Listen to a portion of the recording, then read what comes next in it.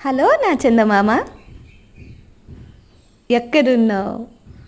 ఎలా ఉన్నావు? ఎప్పుడు వస్తావు అనే ఎదురు చూపుల నుంచి నువ్వు ఎక్కడున్నా, ఎవరితో ఉన్నా హ్యాపీగానే ఉంటావన్న కాన్ఫిడెన్స్ ఇచ్చేసావు చందమామ. అన్నీ బాగానే ఉన్నాయి.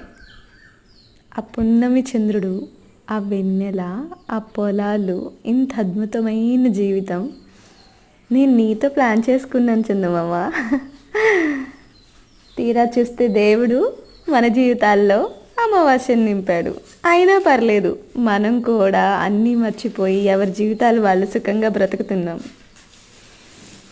జ్ఞాపకాలు మంచివైన చెడ్డవైన మోయక తప్పదని సినిమాలు చాలా తేలిగ్గా చెప్పేసినాయి. కానీ నిజ జీవితంలో ఆ జ్ఞాపకాలని మోస్తూ బ్రతకడం కూడా చాలా కష్టమే అని స్థితిలో అర్థమవుతుంది నా చందమామ.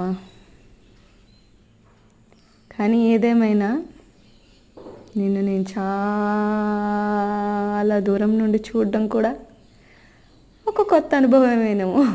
ఇది కూడా బాగానే ఉంది నా చందమామ.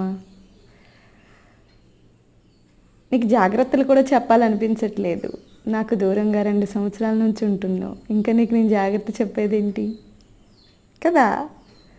ఇలా ప్రతి అమ్మాయి తన జీవితంలోనూ ప్రేమించి వెళ్ళిపోయిన అబ్బాయి గురించి చాలా సందర్భాల్లో ఆలోచిస్తుంది. అబ్బాయిలు అనుకుంటారు అమ్మాయిలు మర్చిపోతారని. కాదు, అమ్మాయి జ్ఞాపకాల బరువుని మోస్తుంది, ఎవరికి కనపడకుండా